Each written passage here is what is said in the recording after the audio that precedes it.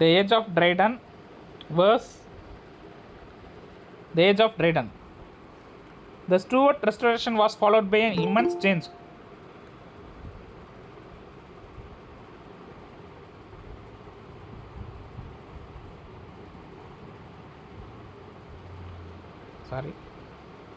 The Stuart Restoration was followed by an immense change in the general temper of English people. Age of Dryden எப்போ start பண்ணுது அப்படின்னா 1660 to 1700. இந்த history நமக்கு தெரியும்னு நினைக்கிறேன். 1660 என்ன நடந்தது? ஏஜ் ஆஃப் மில்டனில் வந்து காமன்வெல்த். நான் ஏஜ் ஆஃப் மில்டன் அப்பயே நான் சொல்லிட்டேன், மறுபடியும் நான் ரிப்பீட் பண்ணுறேன். 1649 வந்து சார்ல்ஸ் ஒன்னை வந்து எக்ஸிக்யூட் பண்ணுறாங்க. 1642 சிவில் வார் ஆரம்பிக்குது. 1642 சிவில் வார் ஆரம்பிக்குது. ராயலிஸ்ட்டுக்கும் பியூரிட்டன்ஸுக்கும், கிங்கை சப்போர்ட் பண்ணுறவங்களுக்கும் ஆலிவர் கிராமலை சப்போர்ட் பண்ணுறவங்களுக்கும் ரெண்டு பேத்துக்குமான காமன் இது சிவில் வார் ஆரம்பித்து 1649 சார்ல்ஸ் ஒன்னை கொண்டுட்டாங்க, எக்ஸிக்யூட் பண்ணிட்டாங்க. அப்புறம் கிட்டத்தட்ட ஒரு 10 years, அப்ராக்சிமேட்லி 10 years வந்து Commonwealth rule means parliament rule. கிங்கே இல்லாமல் பார்லிமெண்ட் ரூல் நடக்குது. ஆலிவர் கிராமல் அதுக்கு தலைமை தாங்குறாரு. Under the head of Oliver Cromwell parliament rule நடக்குது. அப்புறம் 1660 மறுபடி மொனார்க்கியை ரெஸ்டோர் பண்ணுறாங்க. அதனால தான் இந்த ஏஜுக்கு இன்னொரு பேர் வந்து ரெஸ்டோரேஷன் பீரியட். 1660க்கு இன்னொரு நேம் வந்து ரெஸ்டோரேஷன் பீரியட். எதனால் ரெஸ்டோரேஷன் பீரியட் அப்படின்னு சொல்கிறாங்கன்னா, மொனார்க்கியை ரெஸ்டோர் பண்ணுறாங்க. சார்ல்ஸ் 2 வந்து ரெஸ்டோர் பண்ணுறாங்க. சார்ல்ஸ் ஒன்னோட சன் சார்ல்ஸ் 2 வந்து ரெஸ்டோர் பண்ணுறதுனால அதுக்கு பேர் ரெஸ்டோரேஷன் பீரியட், ஸ்டூவர்ட் ரெஸ்டோரேஷன். இந்த ஏஜுக்கு அப்புறம் வந்து ஸ்டூவர்ட் டைனாஸ்டி ஆரம்பிக்குது. 1660 முன்னாடி வந்து அதுக்கு முன்னாடி எலிசபெத் பீரியட் வந்து இப்போ வந்து என்ன பண்ணுறாங்க, ஸ்டூவர்ட் டைனாஸ்டி. அந்த ஸ்டூவர்ட் ஆட்சியை மறுபடியும் கொண்டு வராங்க. நடுவில் காமன்வெல்த் ரூல் இருந்துச்சு, மறுபடி ஸ்டூவர்ட் ரெஸ்டோரேஷன் கொண்டு வராங்க. இந்த ரெஸ்டோரேஷனுக்கு அப்புறம் பீப்புளோட மைண்ட் செட்டில் பெரிய சேஞ்ச் வருது. There is a general immense change இந்த general temper of English people. English பீப்புளோட டெம்பரில், திங்கிங்கில், பிஹேவியரில் எல்லாத்துலேயுமே ஒரு இம்மென்ஸ் சேஞ்ச் வருது. எதனாலனா, இந்த கிங் இருக்கார்ல சார்ல்ஸ் 2, அவர் எங்கேருந்து கொண்டு வராங்கன்னா ஃப்ரான்ஸ்லேருந்து கொண்டு வராங்க. அவர் வந்து ஒரு ஃப்ரெஞ்சு பிராட்டப் கிங். அவரை வந்து இங்கிலாண்டுக்கு கொண்டு வராங்க. அப்போ அவர் கிங் வரும்போது கிங் மட்டும் தனியாக வர மாட்டார், அவர் கூட யார் வருவா? Group of lords and nobles நிறைய பேர் வராங்க. Group of lords and nobles நிறைய பேர் வராங்க. அந்த நோபல் பீப்புள்ஸ் எல்லாமே ஃப்ரெஞ்ச் பீப்புளாக இருக்காங்க, ஃப்ரெஞ்சு பேக்ரவுண்ட் உள்ள பீப்புளாக இருக்காங்க. நோபல்ஸ் அண்ட் லார்ட்ஸ் எல்லாமே அந்த அவங்களோட அந்த அரசவை ஃபுல்லாமே வந்து அந்த நோபல் பீப்புள் ஃபுல்லாமே வந்து ஃப்ரெஞ்ச் பீப்புளாக இருக்கிறதுனால அதோட பிஹேவியர் வந்து அப்படியே அடுத்தடுத்த கட்டத்துக்கு நவருது. நம்ம இப்போ கல்ச்சரல் மெட்டீரியலிசம் லாஸ்ட் கிளாஸில் அதை பற்றி டிஸ்கஸ் பண்ணேன். கல்ச்சரல் மெட்டீரியலிசம் அப்படிங்கிற ஒரு ரீசன்ட் ட்ரெண்ட் இருக்குது. அதில் என்ன சொல்கிறாங்கன்னா, எப்போதுமே வந்து ஒரு கலாச்சாரம், ஒரு கல்ச்சருங்கிறது மேல் மட்டத்தில் தான் கீழ் மட்டத்தை நோக்கி வரும். நம்மளோட உயர்வான மக்களை பார்த்து தான் நம்ம என்ன பண்ணுவோம், அப்படியே இமிட்டேட் பண்ணுவோம். நம்மளோட கீழே இருக்க மக்களை பார்த்து நம்ம இமிட்டேட் பண்ண மாட்டோம். ஒரு மிடில் கிளாஸ் ஃபேமிலி இருக்கான்னா அவன் அப்பர் மிடில் கிளாஸ் ஃபேமிலியில் எப்படி ட்ரெஸ் பண்ணுறாங்க, எப்படி பேசுகிறாங்க, அவங்கள தான் இமிட்டேட் பண்ணுவான். அப்பர் மிடில் கிளாஸ் அவன் என்ன பண்ணுவான், அவனோட ரிச்சாக இருக்கக்கூடிய அந்த எலைட் குரூப் அவனை இமிட்டேட் பண்ணுவான். ஒரு மிடில் கிளாஸ் இருக்கவங்க அடுத்த லெவல் அப்படியே இமிட்டேட் பண்ணிட்டே வருவாங்க. அந்த மாதிரி இப்போ நோபல்ஸ் எல்லாமே வந்து ஃப்ரெஞ்ச் பீப்புளாக இருக்கனால அவங்களோட டேஸ்ட்டை என்ன பண்ண ஆரம்பிக்கிறாங்க, ஒட்டுமொத்த இங்கிலீஷ் பீப்புளும் ஃபாலோ பண்ண ஆரம்பிக்கிறாங்க. அதில் தான் வந்து ஒரு பெரிய சேஞ்சே வர ஆரம்பிக்குது ரெஸ்டோரேஷன் பீரியடில். இதுதான் வந்து ஒரு பேக்ரவுண்ட் இன்ஃபர்மேஷன். இதை அண்டர்ஸ்டாண்ட் பண்ணால் உங்களுக்கு வந்து ரெஸ்டோரேஷன் ஏஜ் ஃபுல்லாமே புரிஞ்சிடும். A sweeping reaction against Puritanism and everything that it had stood for it set in. And this reaction went so far that together with the galling restraints which religious fanaticism had unwisely imposed, moderation and decency were too often cast aside. அதாவது 2 extreme period அடுத்தடுத்து வருது. நம்ம Elizabethan பீரியடை பார்த்த வரைக்கும் அது ஒரு moderate period. அது வந்து எக்ஸ்ட்ரீமிசம் கிடையாது. எலிசபெத்தன் ஏஜில் வந்து ஒரு எக்ஸ்ட்ரீமிசம்ங்கிறது கிடையாது, எல்லாமே மாடரேட்டாக இருக்கும். ஆனால் அதுக்கப்புறம் அந்த பியூரிட்டனிசமில் வந்து ஒரு எக்ஸ்ட்ரீமை ரீச் பண்ணாங்க. என்ன extreme? Religious extreme. Religious extreme அப்படிங்கிற எல்லாமே மதம் தான், எல்லாமே கடவுள் தான், கடவுளை தாண்டி வேறு எதுவும் இல்லை அப்படிங்கிற ஒரு திங்கிங்லேருந்து மக்கள் வந்து ரொம்ப எக்ஸ்ட்ரீமாக மூவ் ஆனாங்க. எப்போதுமே ஒரு எக்ஸ்ட்ரீமுக்கு போனால் அடுத்த ஏஜ் எப்படி தான் இருக்கும், இந்த எக்ஸ்ட்ரீமுக்கு வந்துடும், ஆப்போசிட் டைரக்ஷனில் மூவ் ஆகிடும். ஹிஸ்டாரிக்கலாக நம்ம ஒரு நாடு இந்த எக்ஸ்ட்ரீமுக்கு போச்சுன்னா அடுத்த கொஞ்ச நாளில் எப்படி மாறிடும், அடுத்த எக்ஸ்ட்ரீமுக்கு வந்துடும். அந்த பெண்டுலம் நம்ம வச்சுட்டு இந்த எண்டில் கொண்டு போய் விட்டால் அது எங்கே போய் நிற்கும், அந்த எண்டுக்கு போய்டும்ல. பெண்டுலம் மிடில் தொங்குச்சா மிடிலே இருக்கும், இந்த எண்டுக்கு போச்சா இந்த எண்டு போய்டும். அது மாதிரி இங்கிலீஷ் சொசைட்டிலையும் ஒரு 10 years பேக் வரைக்கும் பியூரிட்டானிசம் அப்படிங்கிற அந்த எக்ஸ்ட்ரீமுக்கு போகிறாங்க. ரிலீஜியஸ் எக்ஸ்ட்ரீம் எல்லாமே வந்து ரொம்ப பியூராக இருக்கணும், ரொம்ப மாரலிஸ்டிக்காக இருக்கணும். இந்த மாரலிசம் மாரல் அப்படிங்கிற ஒரு விஷயத்த ரொம்ப ஃபோக்கஸ் பண்ணி பியூரிட்டன் திங்கிங் வருது. ஆனால் அதுக்கு அடுத்த ஒரு 10 yearsலேயே ஒரு 10 years முடிஞ்சோன்னே மாரல் வேல்யூக்கு ஆப்போசிட்டாக மூவ் ஆகிட்டாங்க. எதுவுமே மாரல் கிடையாது அப்படிங்கிற ஒரு திங்கிங் கொண்டுட்டாங்க. மாரல் அப்படிங்கிறதே இல்லை, மாட்ரேஷனுங்கிறதுல, டீசன்சிங்கிறதுல, ஒரு கல்ச்சருங்கிறதுல எதுவுமே இல்லை, எல்லாத்தையும் தூக்கி எறிஞ்சிட்டாங்க மக்கள். To you understand my point? சொல்கிற விஷயம் புரியுதா உங்களுக்கு? Yes sir. These things you have to understand. இதை வந்து நீங்கள் மெமரி பண்ணுறத விட அண்டர்ஸ்டாண்ட் பண்ணால் தான் இந்த மாதிரி அண்டர்ஸ்டாண்டிங் பேஸ்ட் கொஷின்ஸை நீங்கள் ஆன்சர் பண்ண முடியும். ஃபஸ்ட்டு பாயிண்ட், நோபல்ஸ் எல்லாமே ஃப்ரெஞ்சு பேக்ரவுண்ட்லேருந்து வந்ததுனால பீப்புள்ஸும் ஃப்ரெஞ்சு பேக்ரவுண்ட் நோக்கி, ஃப்ரெஞ்சு கலாச்சாரத்தை நோக்கி மூவ் பண்ண ஆரம்பிக்கிறாங்க. செகண்ட் பாயிண்ட், பியூரிட்டானிசம் அந்த ஏஜில் வந்து ஒரு ரிலீஜியஸ் எக்ஸ்ட்ரீமை நோக்கி போனதுனால, ரிலீஜியஸ் ஃபெனட்டிசம் அப்படின்னு சொல்லுவாங்க, அதை நோக்கி போனதுனால அதில் சளிப்படைஞ்ச மக்கள் எல்லாமே என்ன பண்ணுறாங்க, அதுக்கு ஆப்போசிட்டாக எந்த ரிலீஜியஸ் திங்கிங்கும் வேணாம், எந்த மாரல் திங்கிங்கும் வேணாம் அப்படின்னு சொல்லிட்டு அந்த எக்ஸ்ட்ரீமை நோக்கி போக ஆரம்பிச்சிட்டாங்க. ஒரு மாட்ரேஷன் அப்படிங்கிறது இல்லை, நடுநிலைமை அப்படிங்கிறது இல்லை. England now touch low water mark in its social history. இங்கிலாண்டோட சோஷியல் ஹிஸ்ட்ரி எடுத்து படித்தோன்னா இருக்கலே ஒரு லோ லெவலில் இருந்தது இந்த பீரியடில் தான் அப்படின்னு சொல்கிறாங்க. மக்கள் ரொம்ப கேவலமாக நடந்துக்கிட்ட பீரியட். அது எந்த பீரியட் அப்படின்னா ரெஸ்டரேஷன் பீரியட் தான். இங்கிலாந்து கலாச்சாரத்தை பொறுத்த வரைக்கும், ஒரு சோஷியல் ஹிஸ்ட்ரியை பொறுத்த வரைக்கும் இந்த பீரியடில் தான் மக்கள் வந்து ரொம்ப கேவலமாக நடந்துக்கிட்டாங்க. The court of Charles II was the most shameless this country has ever known. Charles IIவோட கோர்ட் தான் வந்து இருக்கிறதுலே ரொம்ப ஷேம்லெஸ், ரொம்ப கேவலமான ஒரு court. Infidelity and profligacy became fashionable. அவங்களோட இதுவே என்னது, இன்ஃபெடிலிட்டி, கள்ளத்தொடர்பை பற்றி தான் வந்து அவங்க எல்லாமே வந்து இன்ஃபெடிலிட்டியாக இருக்குது. இன்ஃபெடிலிட்டி அப்படின்னா கள்ளத்தொடர்பு அப்படின்னு சொல்கிறல, நம்ம லைஃப் பார்ட்னருக்கு ட்ரஸ்ட்ஃபுல்லாக இல்லாமல் இருக்குது. அது சார்ந்த விஷயங்கள் தான் இன்னும் நிறையா இருக்குது. சொசைட்டிலையும் அப்படி தான் இருக்குது, லிட்ரேச்சர்லேயும் அப்படி தான் இருக்குது. ப்ரொஃப்ளிகேசி அப்படின்னா ரொம்ப எக்ஸ்ட்ரீமாக ஸ்பெண்ட் பண்ணுறது, ரொம்ப ஒரு எக்ஸ்ட்ரா வேகண்ட்டாக இருக்குது. எல்லாத்துலேயுமே வந்து ஒரு மாட்ரேட்டாக இல்லாமல் ரொம்ப எக்ஸ்ட்ரீம் லெவலுக்கு போகிறது. இந்த மாதிரி விஷயந்தான் வந்து அவங்க கோர்ட்டில் வந்து நடக்குது. சார்ல்ஸ் IIவோட கோர்ட்டில் எல்லாமே இப்போ இருக்கிறதுனால திஸ் இஸ் என்ன சொல்கிறாங்க, லோ வாட்டர் மார்க் அப்படி சொல்கிறாங்க. The moral ideals of Puritanism were turned into just.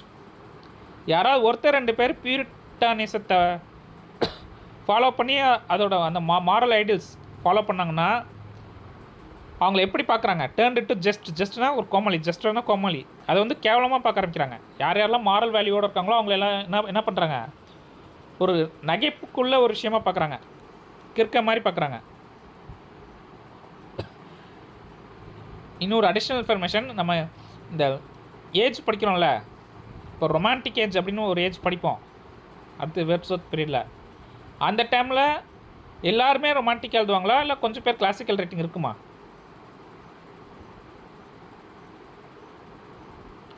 நம்ம ரொமான்டிக் ஏஜ் அப்படின்னா நம்ம வந்து எல்லாருமே ரொமான்டிக்காக எழுதுவாங்க அப்படின்னு நினைக்கக்கூடாது. Majority of the people they follow romantic tradition. ஆனால் அப்பயும் ஒரு சில பேர் வந்து என்ன பண்ணுவாங்க, அந்த கிளாசிக்கல் ஸ்டைலில் எழுதிட்டு தான் இருப்பாங்க. அவங்க வந்து ஃபேமஸான ரைட்டர்ஸாக இல்லாமல் இருக்கலாம். அதே மாதிரி சார்ல்ஸ் II பீரியட்லேயும் ஈவன் தோ மாரல் வேல்யூஸ்க்கு இம்பார்ட்டன்ஸ் தரலாலும் ஒரு சில ரைட்டர்ஸ் என்ன பண்ணுறாங்க, அந்த பியூரிட்டன் திங்கிங் உள்ளவங்க இருக்காங்க. அது பின்னாடி பேர் வரும், அவங்க பேர் யார் அப்படிங்கிற பேர் ஒரு சிலர் வரும். அந்த பியூரிட்டன் திங்கிங் உள்ளவங்க எல்லாத்தையுமே மெஜாரிட்டி ஆஃப் பீப்புள் சேர்ந்து என்ன பண்ணுறாங்க, கேவலப்படுத்துகிறாங்க. இன்னமும் இதெல்லாம் ஃபாலோ பண்ணிட்டுருக்கே அப்படிங்கிற மாதிரி. And those who still upheld the cause of domestic virtue laughed at as a hypocrite and denounced as a sore secretaries. யாராவது ஒருத்தர் 2 பேர் டொமஸ்டிக் வெர்ச்சுவை ஃபாலோ பண்ணாங்கன்னா, domestic virtue means being faithful to the partner.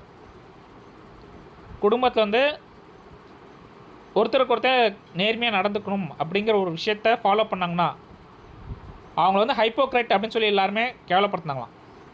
அவங்க எல்லாத்தையுமே என்ன பண்ணுறாங்க, ஹைப்போக்ரைட் அப்படின்னு சொல்லி கேவலப்படுத்துகிறாங்க. ஏன் அப்படின்னா அது ஃப்ரெஞ்ச் கல்ச்சர். நம்ம இப்போ வந்து ஒரு இன்ஃபர்மேஷனுக்காக சொல்கிறேன், சர்தார்ஜி ஜோக் அப்படின்னு சொல்லி நீங்கள் படிப்பீங்களே, நம்ம கேள்விப்பட்டிருப்போம் சர்தார்ஜி ஜோக் அப்படின்னு சொல்லிட்டு. கேள்விப்பட்டிருக்கீங்களா?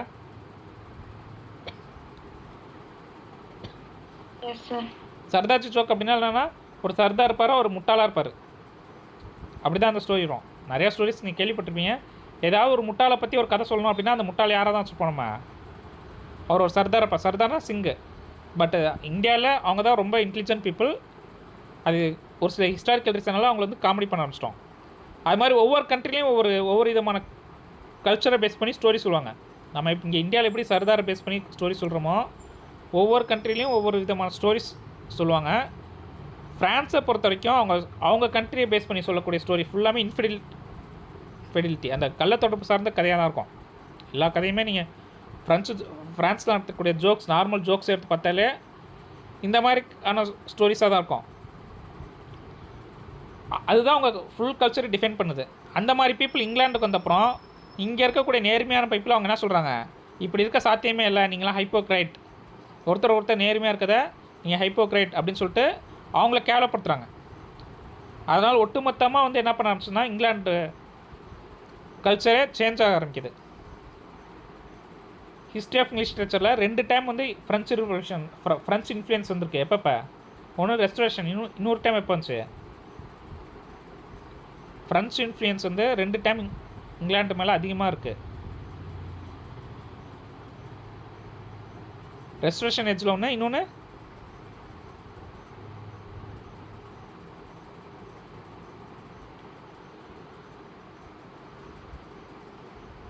Why so silent? Romantic age sir? No romantic ஏஜ்லாம் இல்லை. ரொமான்டிக் ஏஜ்லேயும் இருக்குது. அது வந்து வேறு மாதிரி இன்ஃப்ளூயன்ஸ், அது டேரக்ட் இன்ஃப்ளூயன்ஸ் கிடையாது, ரொம்ப மேஜர் இன்ஃப்ளூயன்ஸ். இப்போ எப்படி ரெஸ்டரேஷன்ஸில் மேஜர் இன்ஃப்ளூயன்ஸ் ஒட்டுமொத்த கல்ச்சரையும் சேஞ்ச் பண்ணுறாங்க. அது மாதிரி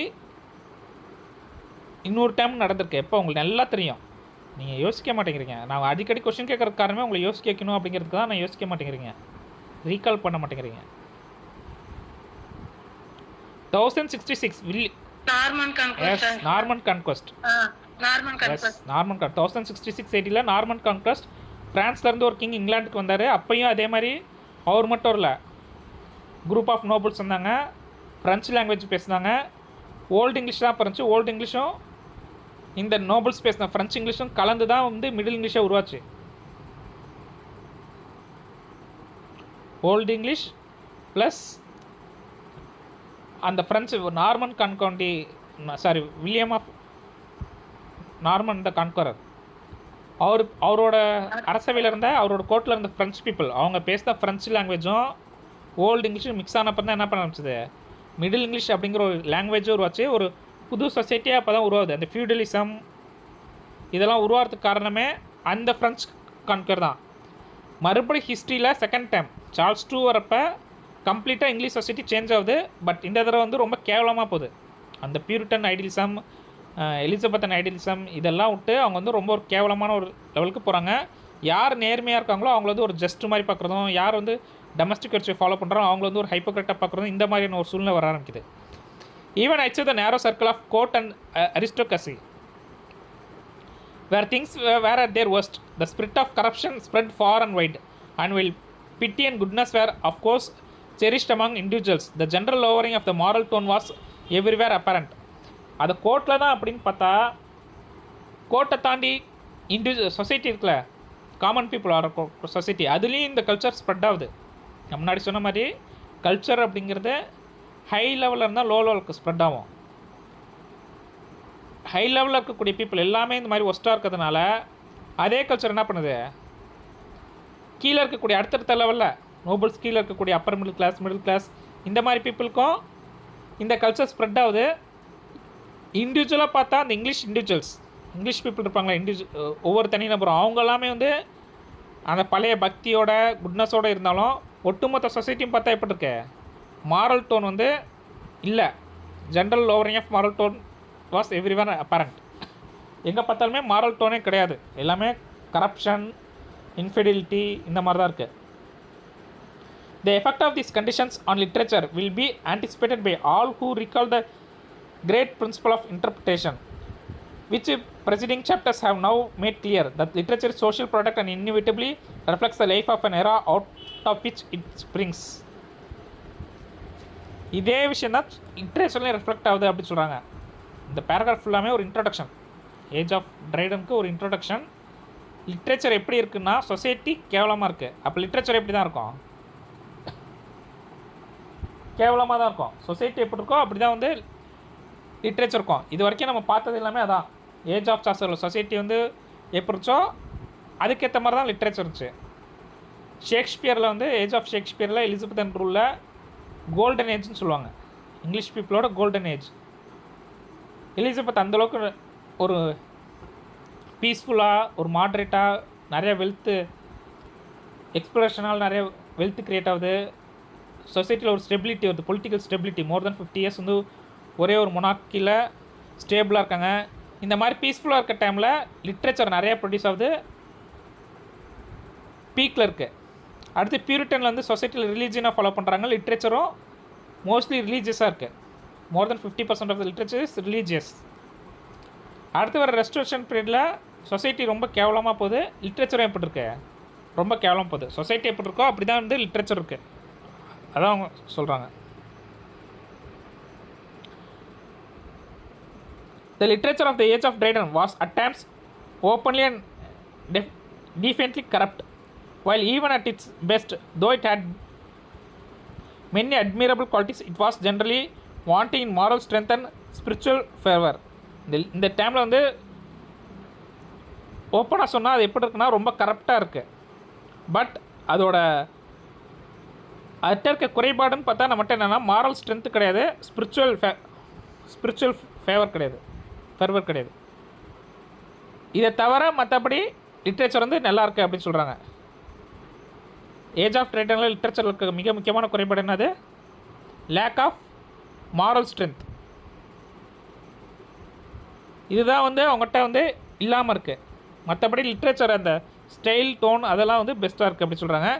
real earnestness of purpose had passed away, and with this strong passion and with this again great creative energy, அவங்களோட பர்பஸ் வந்து ஒரு லிட்ரேச்சருக்கான ஒரு purpose, real earnestness of purpose has passed away. அது இல்லாததுனால லிட்ரேச்சர்னா லிட்ரேச்சரோட பேசிக் பர்பஸ் என்னது, டீச் அண்ட் டிலைட். அதான் வந்து மெஜாரிட்டி ஆஃப் கிரிட்டிக் சொல்கிறாங்க. அது வந்து டீச் பண்ணும், லிட்ரேச்சருங்கிறது நம்மளை டீச் பண்ணோம், தென் டிலைட். ஆனால் அந்த டீச் அப்படிங்கிற ஒரு பர்பஸே இங்கே ஏஜ் ஆஃப் ட்ரைடன் இல்லாமல் போயிடுச்சு. லிட்ரேச்சர் அப்படின்னாலே அது டீச் பண்ண தேவையில்ல, எந்த ஒரு மாரல் வேல்யூஸும் டீச் பண்ண தேவையில்ல அப்படிங்கிற மாதிரி போனதுனால அது கூட சேர்ந்து அதோட ஸ்ட்ராங் பேஷன், க்ரியேட்டிவ் எனர்ஜி இது எல்லாமே போயிடுச்சு. To understand this point? லிட்ரேச்சர்னாலே அதோட டூ பர்பஸ் என்னது, two purpose of literature.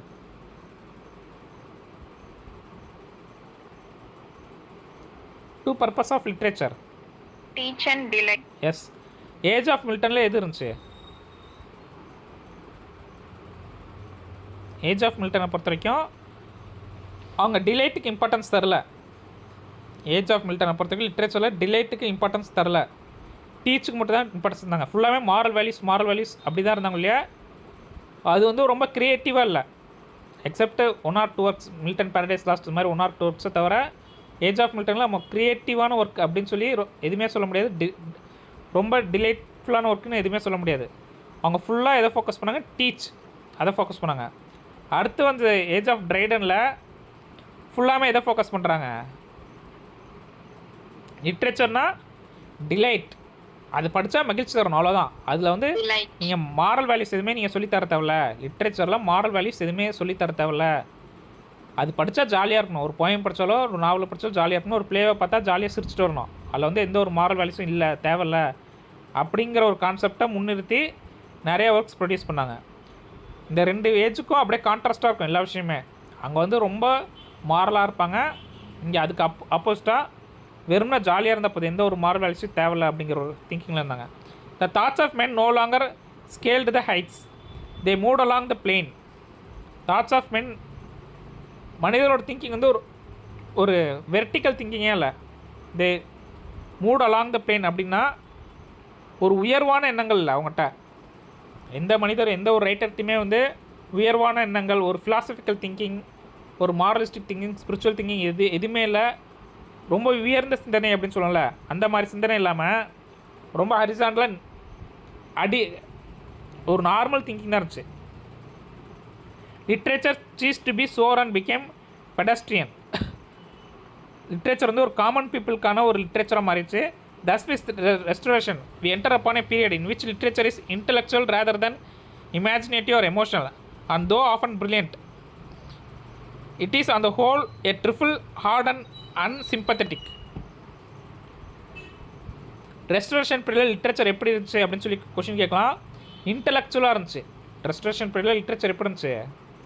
4 options கொடுத்து how was the literature during restoration period? Intellectual, imaginative, emotional, sympathetic அப்படின்னு கொடுத்துருவாங்க. என்ன ஆப்ஷன் வரும்?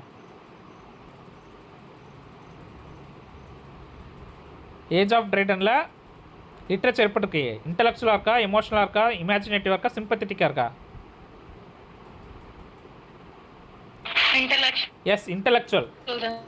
ஏஜ் ஆஃப் ட்ரைடனை பொறுத்த வரைக்கும் லிட்ரேச்சர் வந்து இன்டெலெக்சுவலாக இருக்குது. ஆனால் இதுக்கு முன்னாடி இருந்த எந்த பீரியட்லையுமே வந்து இன்டெலெக்சுவலாக நம்ம பார்த்துக்க மாட்டோம். இன்டெலெக்சுவல் அப்படிங்கிற வேர்டை வந்து நம்ம லிட்ரேச்சர் பொறுத்த வரைக்கும் பார்த்துக்கவே மாட்டோம். வெவ்வேறு வேர்ட்ஸ் பார்த்துருப்போம். இன்டெலெக்சுவல் முழுக்க அவங்களோட ஸ்கில்லை வெளிப்படுத்துறது, அவங்களோட இன்டெலிஜென்ஸை வெளிப்படுத்துறதாக மட்டுமே எழுதுகிறாங்க ரைட்டர்ஸ்.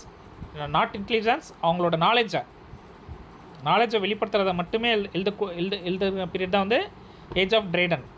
அவங்க இமேஜினேட்டிவாவோ எமோஷ்னலாவோ சிம்பத்தட்டிக்காவோ இல்லை. அண்ட் தோ ஆஃபன் பிரில்லியன்ட் அந்த whole trifle and hard and unsympathetic. இந்த ஒர்க் எப்படி இருக்குன்னா அன்சிம்பத்தட்டிக்காக இருக்குது, அப்படின்னா சிம்பத்தட்டிக்கே இல்லை. This is true even of poetry. Even poetry கூட வந்து எப்படி இல்லை, இமேஜினேட்டிவாவோ எமோஷ்னலாவோ இல்லை. போயட்ரினாலே அது வந்து அதோட மெயின் கேரக்டரிஸ்டிக்ஸ் அது வந்து இமேஜினேட்டிவாக இருக்கணும், ப்ளஸ் எமோஷ்னலாக இருக்கணும். படித்தாலே ஒரு எமோஷனை தூண்டுற மாதிரி இருக்கணும். ஆனால் போய்ட்ரி கூட இந்த பீரியடில் எழுதப்பட்ட போய்ட்ரி கூட எப்படி இல்லை, இமேஜினேட்டிவாகவும் இல்லை, எமோஷ்னலாகவும் இல்லை. Which became prosaic was made to do the work of prose. Poetry இந்த பீரியடில் வந்து ப்ரோசியாக்காக இருக்குது. இதெல்லாம் எக்ஸாம்பிள் கேட்கலாம், இந்த மாதிரி அட்ஜெக்டிவ்ஸ்லாம். எந்த பீரியடில் போய்ட்ரி வந்து ப்ரோசியாக்காக இருக்குது அப்படின்னு சொல்லி கேட்கலாம். எந்த period?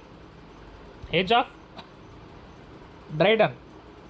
And was judged by the standard of the prose. Poetry இந்த பீரியடில் வந்து ஒரு போய்ட்ரி வந்து எப்படி ஜட்ஜ் பண்ணுறாங்க அப்படின்னா ப்ரோஸோட ஸ்டாண்டர்ட் வச்சு தான் ஜட்ஜ் பண்ணுறாங்க. ப்ரோஸோட ஸ்டாண்டர்ட் வச்சு தான் போய்ட்ரியே ஜட்ஜ் பண்ணுறாங்க.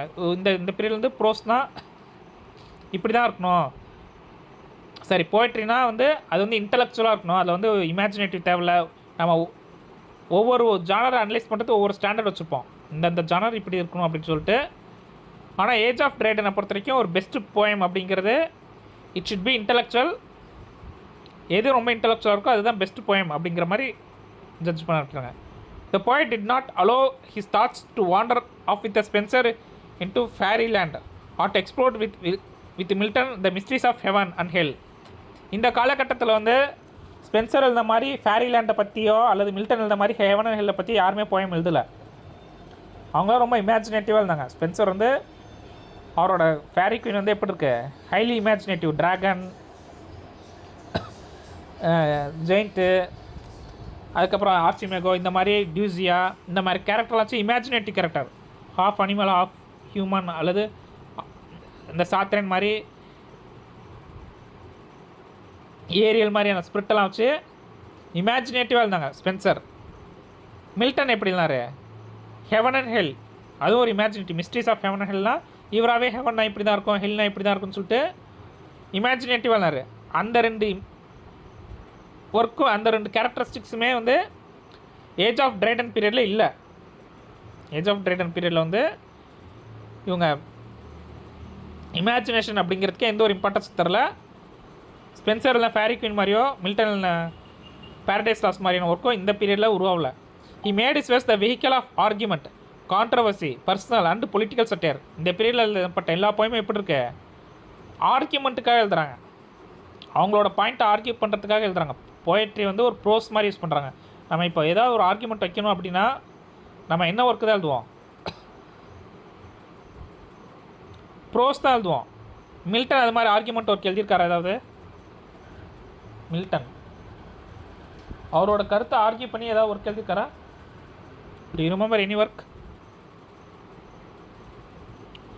Taking a stand and arguing for that. Milton work ஏதாவது ஒன்று சொல்லுங்கள்.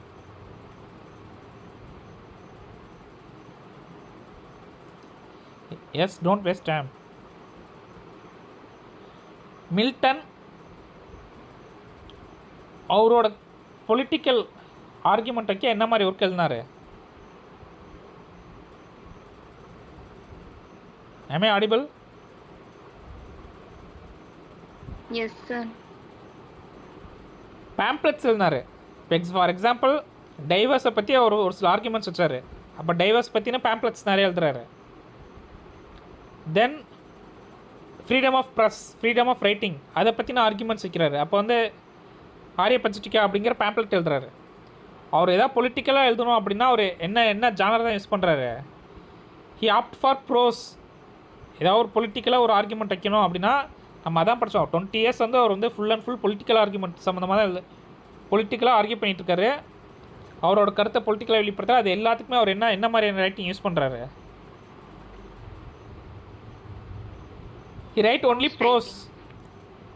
ஆனால் ஏஜ் ஆஃப் ட்ரைடனில் அவங்க போய்ட்ரி எழுதுகிறாங்க. ஆனால் அந்த போய்ட்ரியில் கூட அவங்க வந்து ஆர்கியூ தான் பண்ணுறாங்க. அவங்களோட கருத்தை ஆர்கியூ பண்ணி தான் போய்ட்ரி எழுதுறாங்க. அவங்க இமேஜினேஷன் வெளிப்படுத்தி அவங்க போய்ட்ரி எழுதவே இல்லை. அவங்களோட ஃபேன்சியோ இமேஜினேஷனோ அவங்களோட க்ரியேட்டிவ் ஸ்கில்லை வெளிப்படுத்துறத அவங்க போயம் எழுதவே இல்லை. அவங்களோட ஆர்கியூமெண்ட்டை வெளிப்படுத்துறது தான் என்ன பண்ணுறாங்க? அவங்க போய்ட்ரி எழுதுறாங்க. கான்ட்ரவர்சியான கருத்துக்களை சொல்கிறதுக்கு அவங்க போய்ட்ரி எழுதுறாங்க. பர்சனல் போய்ட்ரி வந்து பெரும்பாலும் அவங்களோட பர்சனல் ஐடியாலஜி வெளிப்படுத்துறது தான் எழுதுறாங்க.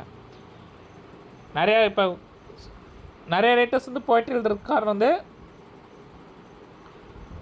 அவங்களோட பர்சனல் அவங்க வெளிப்படுத்த மாட்டாங்க. இப்போ ஸ்பென்சருமே வந்து அவரோட பர்சனல் ஃபீலிங்ஸை எழுதியிருக்காரு. எந்த ஒர்க்கில்?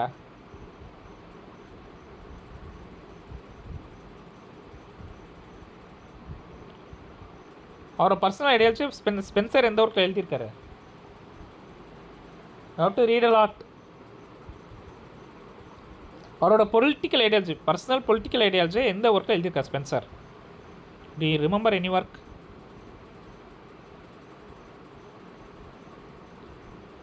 பியூராக அவரோட பொலிட்டிக்கல் ஐடியாலஜியா அவர் அயர்லாண்டில் இருக்கும்போது குறிப்பாக I have given you clue. அயர்லாண்டில் இருக்கும்போது புரோத்தாலமியனில் வந்து it's a poem. Yes, it's a poem. But அதில் வந்து ஒரு பொலிட்டிக்கல் ஐடியாலஜி கொஞ்சம் வரும். ஃபுல்லாக அது ஒரு பொலிட்டிக்கல் ஆர்குமெண்ட்டாக எழுத மாட்டாங்க. ஃபுல் அண்ட் ஃபுல்லாக அந்த புரோத்தாலமியன்கிறது ஒரு போயம். ஒரு மேரேஜ் பர்பஸ்க்காக பிரைடையும் க்ரூமையும் வாழ்த்து எழுதுறாரு. அது ஜஸ்ட் ஒரு 2 lines 3 lines பொலிட்டிக்கலாக வரும். நான் கேட்குறது full and full political argument எந்த ஒர்க்கில் இருக்குது? ஸ்பென்சரோட பொலிட்டிக்கல் ஆர்குமெண்ட்.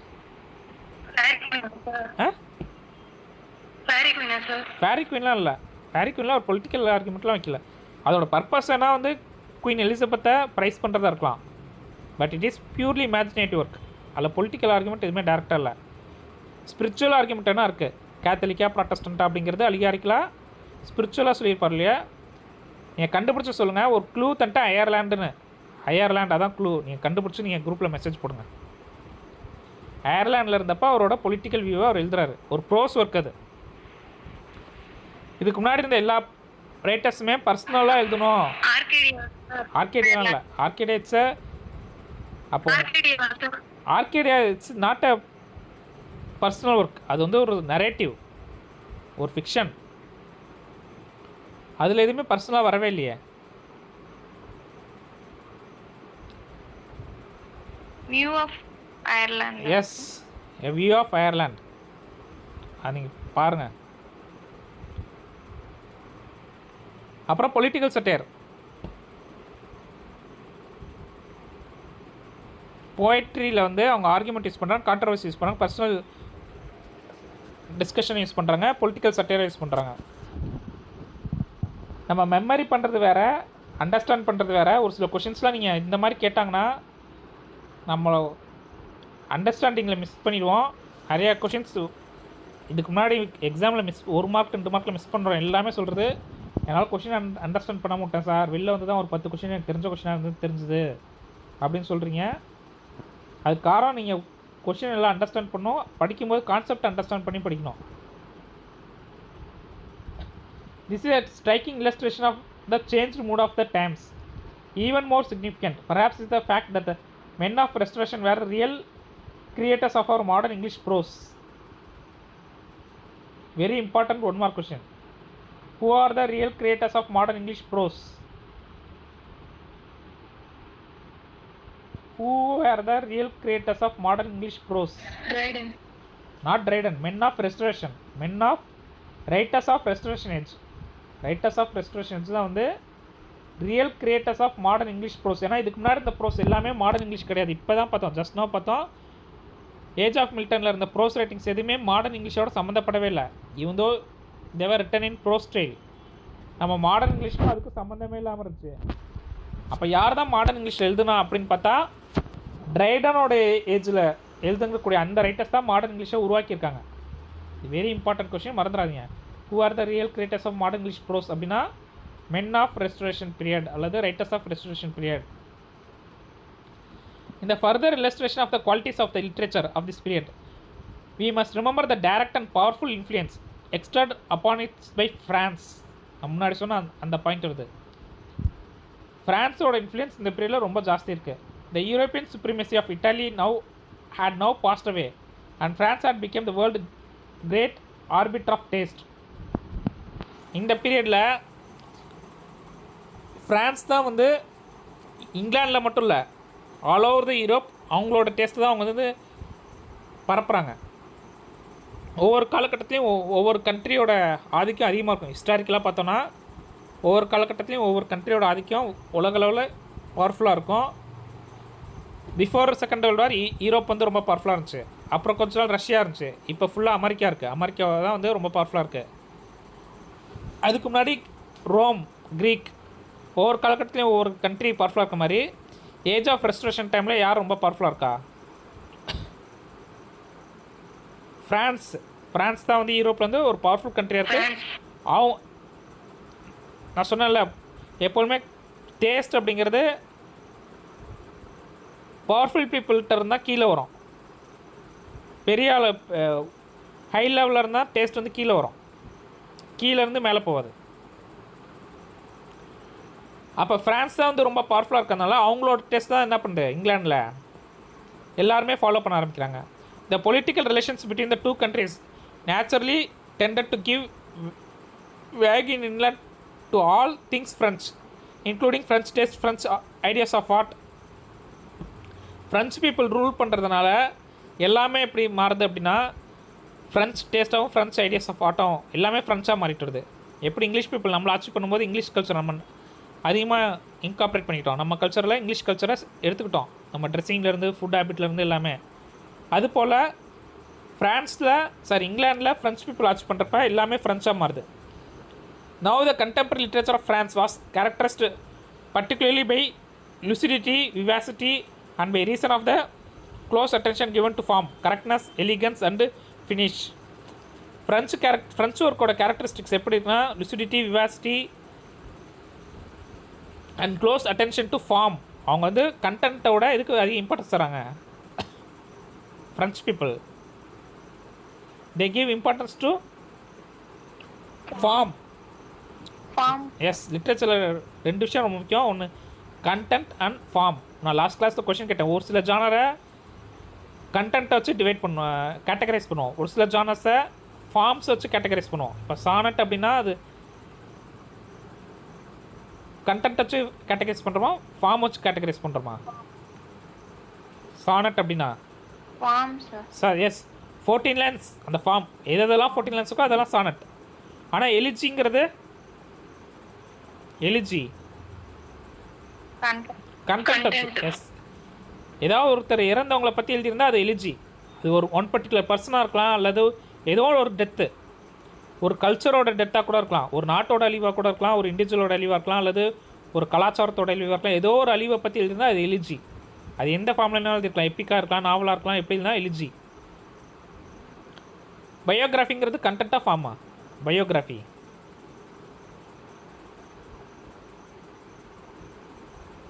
கண்டென்ட் தானே சார்? எஸ் பயோகிராஃபிங்கிறது கண்டென்ட். அது போய்ட்ரி ஃபார்மில் எழுதியிருந்தாலும் அது பயோகிராஃபி தான், நாவல் வடிவில் எழுதியிருந்தாலும் பயோகிராஃபிக்கல் நாவல் தான், அல்லது எஸ்ஏ டைப்பில் எழுதினா பயோகிராஃபி தான். கண்டென்ட் தான். ஒருத்தரோட லைஃப் ஹிஸ்ட்ரி எழுதியிருந்தால் அது பயோகிராஃபி. ஒரு சில ஒர்க் வந்து கண்டென்ட் வச்சு அதை பிரிப்போம். இப்போ பயோகிராஃபி எலிஜி இதெல்லாமே வந்து கண்டென்ட்டு தான் இம்பார்ட்டன்ஸ் தருவாங்க.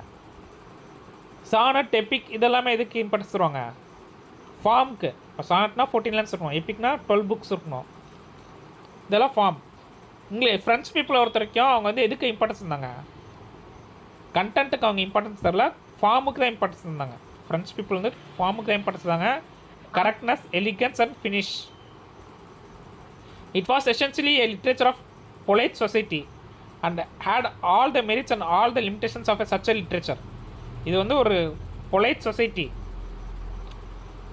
அந்த பொலைட் சொசைட்டிக்கே உள்ள மெரிட்ஸ் அண்ட் டிமெரிட்ஸ் இந்த லிட்ரேச்சரில் இருக்குது.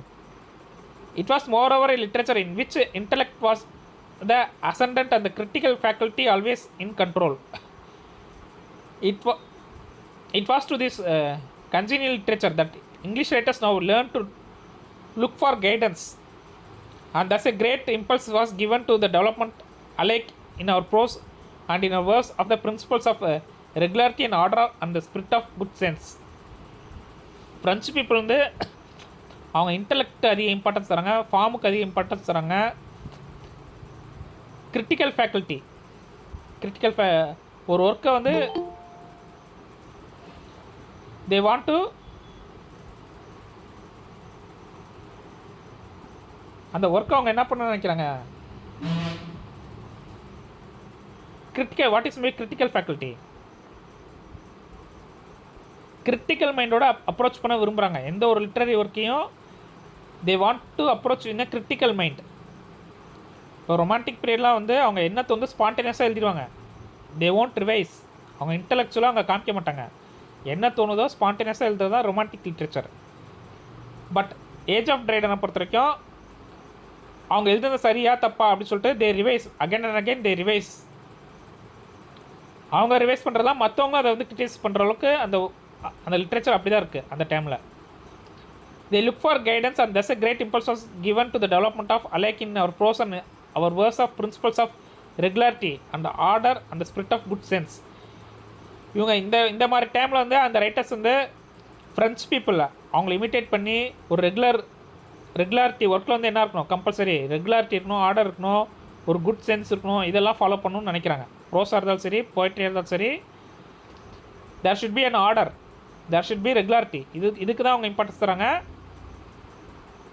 Not to the content. உள்ள கண்டென்ட் எப்படினாலும் இருக்கலாம், பட் ஃபார்மை பொறுத்த வரைக்கும் அது வந்து it should have a regular form and order. As in verse pre-eminently these were now cultivated at the expense of feeling and spontaneity, and the growth of an artificial type of poetry was inevitable result. இவங்க ஃபீலிங்க்கு ஸ்பான்டேனிட்டிக்கு importance தராமல் ஃபார்முக்கு importance தரனால ஒரு artificial poetry உருவாகுது.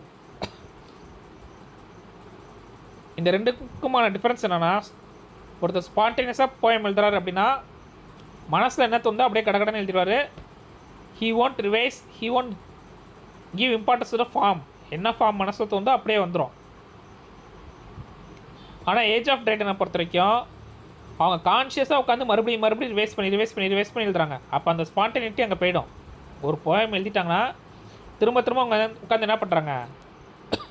Revise பண்ணும்போது அந்த spontaneity அப்படிங்கிறது இருக்காது, அது ஒரு ஆர்டிஃபிஷியாலிட்டியாக வந்துடும். அந்த போயம் வந்து ரொம்ப ஆர்டிஃபிஷியலாக இருக்கும். Shall we move on to the next paragraph? போலாமா? Yes sir. நான் உங்களுக்கு ஒரு ஸ்டோரி சொல்லியிருக்கேன்னு நினைக்கிறேன். ரவீந்திரநாத் டாகூர் வந்து கீதாஞ்சலி எழுதின அப்புறம் அதை இங்கிலீஷில் ட்ரான்ஸ்லேட் பண்ணுறாரு, அவரே இங்கிலீஷில் ட்ரான்ஸ்லேட் பண்ணுறாரு. WBHட்ட போய் காமிக்கிறாரு அந்த கீதாஞ்சலி இங்கிலீஷ் ட்ரான்ஸ்லேஷனை.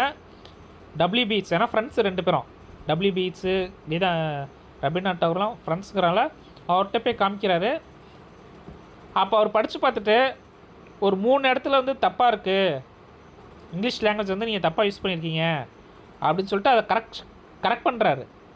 ரவீந்திரநாத் டாகூரோட ட்ரான்ஸ்லேஷன் வந்து இவர் வந்து என்ன பண்ணுறாருன்னா ஒரு 3 இடத்துல 3 வேர்ட்ஸ் கிடையாது, 3 சென்டென்ஸோ அல்லது 3 வேர்ஸோ கம்ப்ளீட்டாக சேஞ்ச் பண்ணுறாரு. WBH வந்து இந்த இடத்துல கரெக்டாக வரல அப்படின்னு சொல்லிட்டு அவங்க மறுபடியும் என்ன பண்ணுறாங்க, எஸ்ரா பவுண்டுகிட்ட போய் காமிக்கிறாங்க. இந்த 2 பேர் எடுத்துகிட்டு போய்ட்டு எஸ்ரா பவுண்டு ஃபுல்லாக படிச்சுட்டு இந்த WBHோ ரவீந்திரநாத் டாகூரோ சொல்ல இந்த இடத்துல நாங்கள் சேஞ்ச் பண்ணேன் அப்படிங்கிறத சொல்ல எஸ்ரா பவுண்டு படிச்சுட்டு இந்த 3 இடத்துல தப்பாக இருக்குது. எந்த 3 இடம்? WBH சேஞ்ச் பண்ணார்ல அந்த இடத்துல ஸ்பான்டேனிட்டி ஃப்ளோ கட் ஆகுது, இந்த போயம் ஒரு ஃப்ளோவில் போயிட்டே இருக்குது, இந்த 3 இடத்துல மட்டும் ஃப்ளோ கட் ஆகுது, இந்த இடத்துல வந்து ஏதோ டிஸ்டர்பன்ஸ் ஆகிருக்கீங்க நீங்கள் அப்படி சொல்லிட்டு ரவீந்திரநாத் டாகூர்கிட்ட கேட்குறாரு. அப்போ தான் WBH சொன்னாரா, இல்லை அவர் எழுத லைன் வேறு, நான் என்ன பண்ணிட்டேன், நான் தான் அதை சேஞ்ச் பண்ணேன், அங்கே ஆர்டிஃபிஷியாலிட்டி வந்துருச்சு அப்படின்னு சொல்லி அவர் சொல்கிறார் எஸ்ரா பவுண்டு. இது வந்து ஸ்பான்டேனியஸாக இல்லை, இங்கே ஏதோ ஒரு ஆர்டிஃபிஷியாலிட்டி தெரியுது, நீங்கள் இது எழுந்த மாதிரி தெரியல அப்படின்னு சொல்கிறாரு. அப்போ தான் வந்து அது எதுக்கு சொல்கிறேன்னா, அந்த நம்ம ஸ்பான்டேனியஸாக எழுதுறதுக்கும் திரும்ப திரும்ப ஆர்டிஃபிஷியலாக யோசிச்சு எழுதுறதுக்கும் நிறைய டிஃப்ரென்ஸ் இருக்குது.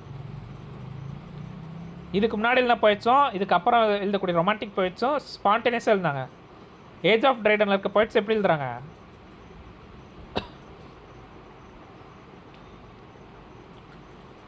ஆர்டிஃபிஷியலாக ரொம்ப யோசிச்சு ரிவைஸ் பண்ணி அவங்க இன்டெலெக்சுவலாக காமிக்கணுங்கிறதுக்காக எழுதுறாங்க. அதே மாதிரி கால்ட்ரிட்ஜோட பெரும்பாலான போயம் வந்து இன்கம்ப்ளீட் போயம். கால்ட்ரிட்ஜோட பெரும்பாலான போயம் வந்து இன்கம்ப்ளீட் போயம். எதனால் அவர் இன்கம்ப்ளீட் போயமாக எழுதுறாரு? ஒரு சில போயம் தான் கம்ப்ளீட்டாக எழுதியிருப்பார், மேக்ஸிமம் போயம்ஸ் பார்த்தா இன்கம்ப்ளீட்டாக இருக்கும். எதனால்?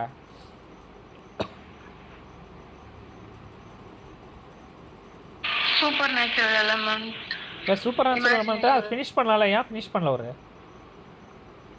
கம்ப்ளீட்டாக எழுதிருக்கலாம் ஒரு போயம். இப்போ வேர்ட்ஸ்லாம் எல்லா போயும் கம்ப்ளீட் பண்ணியிருப்பாரு. கால்ட்ரிட்ஜ் வந்து நிறைய போயம் வந்து இன்கம்ப்ளீட்டாக விட்டுப்பாரு. அது காரணம் ரொம்ப யோசிக்க முடியும், ரொம்ப திங்க் பண்ண முடியல, இமேஜினேட்டிவா இல்லை அவர் போயம் எழுதுகிற ஸ்டைல் எப்படின்னா, இப்போ வேர்ட்ஸ்வர்த் போயம் எழுதுகிற ஸ்டைல் நீங்கள் படிச்சிருப்பீங்க. நம்ம ட்ரைடன் தான் ரொமான்டிக் ஏஜ் பற்றி ஒரு சின்ன இன்ஃபர்மேஷன் மட்டும் சொல்லிடுறேன்.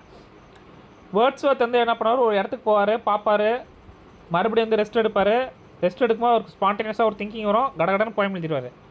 கால்ட்ரிட்ஜோட போயம் ரைட்டிங் ஸ்டைல் எப்படின்னா, ஓபிஎம் சாப்பிட்றாரு, நல்லா ஓபிஎம் சாப்பிட்டு ஸ்பூன் அப்படியே அந்த ஓபிஎம் சாப்பிடும்போது நல்லா ஒரு மேக்க நிலைக்கு போய்டுவார். ஸ்பூனை கூட என்ன பண்ண மாட்டார், கீழே வைக்க மாட்டாராம், கையில் ஸ்பூன் வச்சுட்டு அப்படியே மேக்க நிலைக்கு போய்டுவார். ஒரு இமேஜினேஷன் அப்போ தான் வரும். அந்த ஓபிஎம் சாப்பிட்ட அப்புறம் தான் வந்து அவருக்கு இமேஜினேஷனே வரும். நல்ல இமேஜினேஷனில் இருக்கும்போது அவருக்கு அந்த ஓபியம் அந்த போதை தெளிஞ்சிரும். கையில் இருக்க ஸ்பூன் என்ன ஆகிடும், டக்குன்னு கீழே ரொம்ப டீப் ஸ்டேட்டுக்கு போன அப்புறம் கையில் இருக்க ஸ்பூன் வந்து கீழே விழுந்துருமா தெரியாது. அவர் ரொம்ப டீப்பாக இமேஜினேட்டிவில் இருக்கும்போது கையில் இருக்க ஸ்பூன் என்ன பண்ணிடுது, கீழே விழுந்துருது. அதோட அவர் இமேஜினேஷன் பாதியே கட் ஆகிடுமா. எது வரைக்கும் அவர் இமேஜினேஷன் இருந்தோ அது வரைக்கும் தான் அவர் போயம் எழுதார். அந்த ஓபிஎம் சாப்பிட்டு இமேஜினேஷன் ஸ்டைல் போனப்புறம் ரொம்ப டீப்பாக போனப்புறம் அவர் கையில் இருக்க ஸ்பூன் கீழே வந்து டிஸ்டர்ப் ஆகிட்டு எது வரைக்கும் அவரோட இமேஜினேஷன் போச்சோ அது வரைக்கும் எழுதுறான். அப்புறம் இன்கம்ப்ளீட்டாக விட்டுருவான். அவர் சாகும்போது அவர்கிட்ட கேட்டிருக்காங்க, நீங்கள் எழுதினா எல்லா போய்த்தையும் கம்ப்ளீட் பண்ண வேண்டியதானே அப்படின்னு சொல்லிட்டு அவர் டெத் பெட்டில் இருக்கும்போது வந்து அவர்கிட்ட சொல்லியிருக்காங்க, அவர் சாகிறதுக்கு கொஞ்சம் நாளைக்கு முன்னாடி. அப்போ அவர் சொன்ன இன்ஃபர்மேஷன் இது எல்லாமே ஸ்பான்டேனியஸாக வந்தது, இதுக்கு மேலே நான் உட்காந்து யோசித்து அதை கம்ப்ளீட் பண்ணால் அது வந்து நான் எழுதாதான் இருக்காது, வேறு யாரோ எழுந்த மாதிரி இருக்கும். இந்த ஸ்டேட்மெண்ட்டை அவர் கால்ட்ரிட்ஜ் சொல்லியிருக்காரு. ஸ்பான்டேனியஸாக எழுதினதுக்கும் இதுக்கு மேலே நான் உட்காந்து அதை கம்ப்ளீட் பண்ணணும் அப்படின்னு சொல்லிட்டு கம்ப்ளீட் பண்ணனா அது எப்படி இருக்கும், இட் பிகேம் ஆர்டிஃபிஷியல். இது வேறு யாரோ எழுந்த மாதிரி இருக்கும். அவர் சொன்ன வேறு மாதிரி சொன்னார். இதை நான் உங்களுக்கு புரியணுங்கிறத எப்படி சொல்கிறேன். அவர் எப்படி சொன்னார்னா, இந்த போயம் எல்லாமே வேற ஒரு கால்ட்ரிட்ஜ் எழுந்தது, வேற ஒரு போய்ட் எழுந்தது, போதையில் இருந்த ஒரு இமேஜினேட்டிவ் ஸ்டேட்டில் இருந்த கால்ட்ரிட்ஜ் எழுந்தது. இப்போ நான் இன்டெலெக்சுவலாக திங்கக்கூடிய ஒரு கான்ஷியஸ் கால்ட்ரிட்ஜ் உட்காந்து எழுதுனா அது சம்மந்தம் இல்லாமல் இருக்கும் அப்படிங்கிற மாதிரி அவர் சொன்னார். இதுதான் வந்து அந்த 2 விதமான போய்ட்ரிக்கான டிஃப்ரென்ஸ், ஸ்பான்டேனியஸாக எழுதுறதுக்கும் ப்ளஸ் ஒரு விஷயத்தை இன்டெலெக்சுவலாக யோசிச்சு எழுதுறதுக்கும். அந்த 2 டிஃப்ரென்ஸு. இன்னும் நிறைய எக்ஸாம்பிள் சொல்லலாம், நம்ம வந்து கிளாஸ் அப்புறம் முடிக்க முடியாது, அதனால் அடுத்த பேராகிராஃப் போயிடலாம். மொதல் பேராகிராஃப் என்னென்ன பார்த்தோம், ஏஜ் ஆஃப் ட்ரைடன் என்னென்ன பார்த்தோம், யாராவது சம்மரைஸ் பண்ண முடியுமா? இது வரைக்கும் என்னென்ன பார்த்தோன்னு, என்னென்ன மேஜர் பாயிண்ட்ஸ் பார்த்தோம்? ஏன்னா அதெல்லாம் நீங்கள் தனியாக உட்காந்து மெமரி பண்ணக்கூடிய கான்செப்ட் கிடையாது, யூ ஹாவ் டு அண்டர்ஸ்டாண்ட். என்னென்ன கான்செப்ட் பார்த்தோம்? ஃபர்ஸ்ட் ஒன், இங்கிலீஷ் சொசைட்டி ரொம்ப மோசமாக போயிடுச்சு.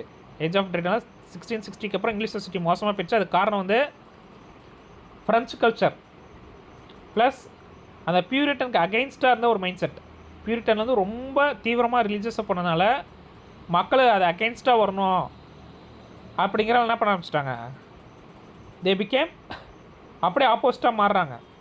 கம்ப்ளீட்டாக ஒரு ரேஷ்னல் திங்கிங்கோட ஒரு இன்டெலெக்சுவல் திங்கிங்கோட ரிலீஜியஸ் விட்டு அப்போஸ் பண்ணி விளையாடுறாங்க. ரொம்ப மாரலிஸ்டிக்காக இருந்தாலும் ரொம்ப ஆன்டி மாரலிஸ்டிக்காக மாறுறாங்க.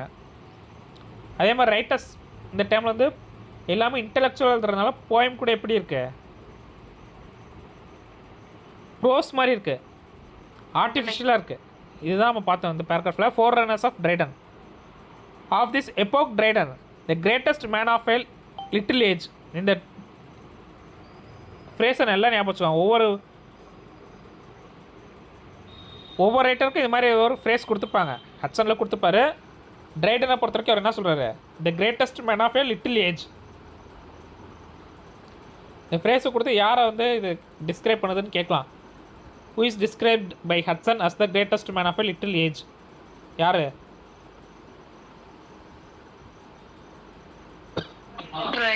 ட்ரைடன். எதனால் அப்படி சொல்கிறாரு, the greatest man of the little age?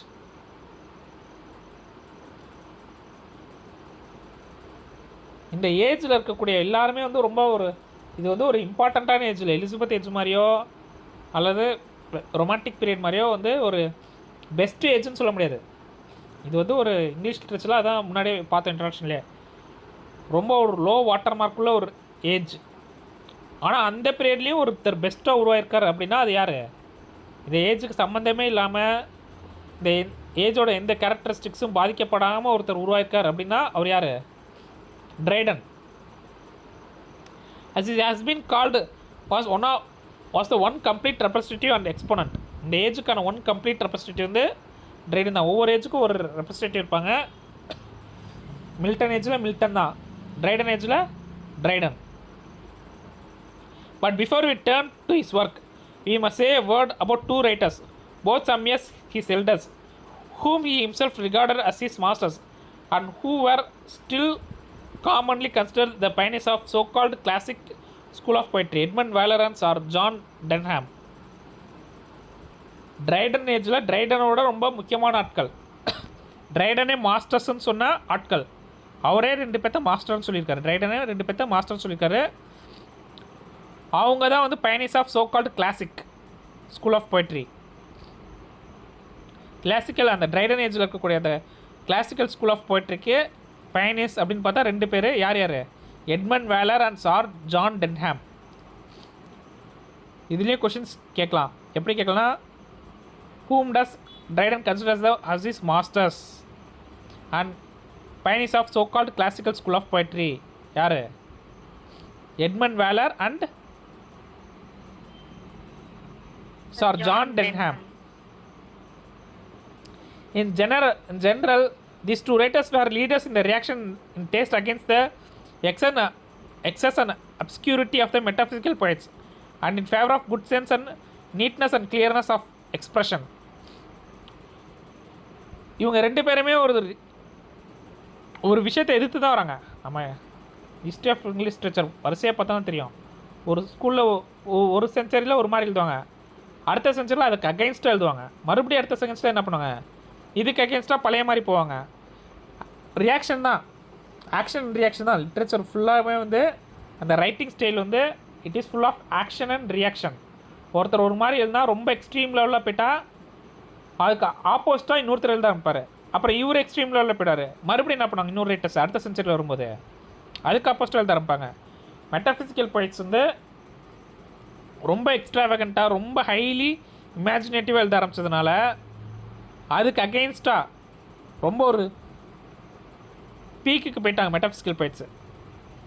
அதுக்கு அகெயின்ஸ்டாக நம்ம வந்து ஒரு குட் சென்ஸாக ஒரு நீட்டாக கிளியராக ஒரு கிளியர் ஆஃப் எக்ஸ்பிரஷன் இருக்கணும். மெட்டஃபிசிக்கல் போய்ட்ஸ் வந்து அந்த புரியாது, ரெண்டு சம்மந்தான விஷயத்தை கம்பேர் பண்ணுறது அந்த மாதிரி எழுதுவாங்க. அவங்களோட ரைட்டிங்ஸ் வந்து வெளிப்படையாக புரியாது. அந்த மாதிரி இல்லாமல் அதுக்கு அகெயின்ஸ்டாக எழுதணும், ஒரு கிளியர் எக்ஸ்பிரஷன் இருக்கணும்னு எழுத ஆரம்பிச்சார். 2 பேர் தான் வந்து Edmund Waller and John Denham. In particular they were the reformers of the English versification at a time when it had become insufferably rugged and harsh. English poem வந்து ரொம்ப ரக்கடாகவும் ஹார்ஷாகவும் மாறின காலத்தில் மெட்டஃபிசிக்கல் போயட்ஸ், கவலியர் போயட்ஸ் இவங்ககிட்ட மாட்டிக்கிட்டு English poem வந்து எப்படி மாறிடுச்சு, ரக்கடாகவும் ஹார்ஷாகவும் மாறினப்ப இந்த 2 பேர் தான் வந்து ரிஃபார்ம் பண்ணுறாங்க. இங்கிலீஷ் போயத்தை வந்து ரிஃபார்ம் பண்ணுறாங்க. யார் யார்? Edmund Waller and John Denham. Who were the reformers of the English versification at the time when it had become insufferably rugged and harsh? Question கேட்கலாம், யார்? Who are the reformers? Edmund Waller, sir John Denham. Yes, Edmund Waller and John Denham. இவங்க தான் ரிஃபார்மர்ஸாக இருக்காங்க. ஏன்னா metaphysical போய்ட்டு ஒரு extreme லெவலுக்கு போயிட்டாங்க. போயிட்டு வந்து இமேஜினேஷன் பண்ணுறேன் அப்படிங்கிறதுனால அப்படி சொல்லி ஒரு எக்ஸ்ட்ரீம் லெவலுக்கு போகிறாங்க. அதுக்கு அகெயின்ஸ்டாக இவங்க எழுதுறாங்க. வேறு ஏதாவது இது மாதிரி ரியாக்ஷனரி ஸ்கூல்ஸ் சொல்லுங்க பார்ப்போம். இங்கிலீஷ் லிட்ரேச்சரில் இருக்கக்கூடிய ரியாக்ஷனரி ஸ்கூல்ஸ் தான் ஒரு அவங்களுக்கு முன்னாடி இருக்க ஜெனரேஷன் ஒரு மாதிரி எழுதியிருப்பாங்க, அதுக்கு அகெயின்ஸ்டாக எழுதுவாங்க. இதான் உங்களுக்கு ஞாபகம் இருக்கா? ஒரு தலைமுறை ஒரு மாதிரி இருந்தால் அதுக்கு அகெயின்ஸ்டாக என்ன பண்ணுவாங்க, அடுத்த தலைமுறை எழுத ஆரம்பிப்பாங்க. Do you remember any group of writers?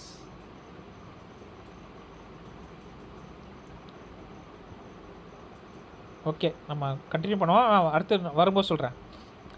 It is indeed on this later side mainly they possess historical importance. This is especially true of Waller. The excellence and the dignity of rhyme, said Dryden, was never fully known till Mr. Waller thought it. His first made writing easily and an art.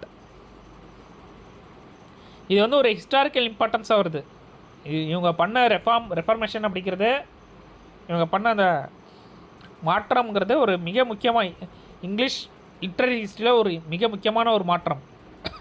என்ன அப்படின்னா, அதை ட்ரைடனே சொல்கிறாரு, the excellence and the dignity of rhyme were never fully known till Mr Waller taught it. Mr Edmund Waller எழுத ஆரம்பித்தப்புறம் தான் ரைமுக்கு இந்தளவுக்கு முக்கியத்துவம் இருக்கா போய்ட்ரியில் அப்படிங்கிறதே தெரிய ஆரம்பிச்சுதான். அதுக்கு முன்னாடி வந்து எப்படி எழுதிட்டு இருந்தாங்க, ரைமோட எழுந்தாங்க, ரைம் இல்லாமல் எழுந்தாங்களா? பிஃபோர் தட் எப்படி எழுதிட்டு இருந்தாங்க இதுக்கு முன்னாடி போய்ட்ரிங்கிறது?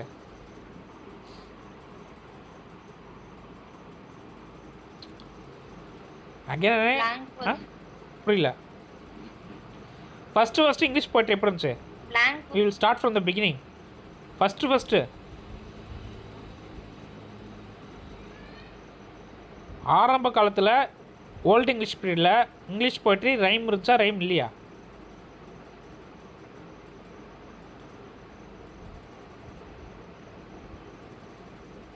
இல்ல சார், சாசருக்கு அப்புறம் தான் ரைம்.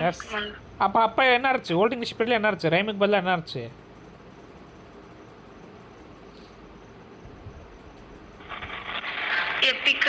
எப்பிக் இல்ல, நான் கேக்குற ரைமுக்கு பதிலா instead of rhyme they used heroic alliteration, alliterative revival. Yes, ஆரம்ப காலத்தில் போயட்ரி அப்படின்னாலே ரைமே கிடையாது, அலிட்ரேஷன் தான். அலிட்ரேஷன் இன்டர்னல் ரைம்னு சொல்லுவாங்க. அலிட்ரேஷனுக்கு இன்னொரு பேர் வந்து இன்டர்னல் ரைம். ஒரே சென்டென்ஸில் 2 ஒரே எழுத்தில் ஆரம்பிக்கக்கூடிய வார்த்தைகள் வச்சு அந்த மாதிரி எழுதிட்டு இருந்தாங்க ஓல்டு இங்கிலீஷ் பீரியடில். தென் சாசருக்கு அப்புறம் தான் வந்து ஏஜ் ஆஃப் சாசரில் தான் வந்து ரைம் உருவாகுது. நம்ம ஹீராய் கப்லெட்லாம் சொல்கிறல, அந்த ஹீராய் கப்லெட்லாம் ஏஏ பிபி சிசி அந்த ரைமில் வரும். அப்புறம் ரைம் ராயல்லாம் வந்து அதுக்கு ஒரு ரைம் ஸ்கீம் இருக்குது, ரைமில் எழுத ஆரம்பித்தாங்க. ஈவன் எட்மண்ட் ஸ்பென்சர் அவரும் ரைமில் எழுத ஆரம்பித்தார். பட் ஆஃப்டர் தட் குறிப்பாக அந்த ஏல் ஆஃப் சாரே பிளாங்க் பர்ஸ் இன்ட்ரடியூஸ் பண்ண அப்புறம் அப்புறம் ஷேக்ஸ்பியர், மார்லோ இவங்களாம் என்ன பண்ண ஆரம்பிச்சிட்டாங்க, ரைமை மறுபடியும் அவங்க ஸ்கிப் பண்ணிட்டாங்க. ஸ்கிப் பண்ணிட்டு ஃபுல்லாக பிளாங்க் பாஸ்டில் எழுத ஆரம்பித்தாங்க. அது ஒரு பீக்குக்கு போயிடுச்சு. இப்போ மறுபடியும் அந்த ரைமை திரும்ப கொண்டது யார்? ரைமுக்கு இந்தளவுக்கு டிக்னிட்டி இருக்குது அப்படின்னு சொல்லி இங்கிலீஷ் போய்ட்ரியில் ரைமை இன்ட்ரடியூஸ் பண்ணுறது யார்? மறுபடியும் இன்ட்ரடியூஸ் பண்ணுறது மிஸ்டர் எட்மண்ட் வேலர். யார்? Mr Edmund Waller. எஸ், அவர் வந்து ஃபஸ்ட்டு இன்ட்ரடியூஸ் பண்ணல. ஏற்கனவே சாசர், ஸ்பென்சர் இவங்களாம் ரைமில் தான் எழுதுகிறாங்க. ஸ்பென்சர் இன்ஸ்டான்ஸா, ரைம் ராயல் இதெல்லாம் வந்து ரைமிங் உள்ள ஒரு போயட்ரி ஃபார்ம் தான். பட் பிளாங்க் பாஸ் வந்தப்புறம், குறிப்பாக மில்டனில் வந்து ஃபுல் அண்ட் ஃபுல் பிளாங்க் பாஸில் எழுத ஆரம்பித்ததுக்கப்புறம் ரைம் அப்படிங்கிற ஒரு விஷயத்தையே எல்லாம் மறந்துட்டாங்க.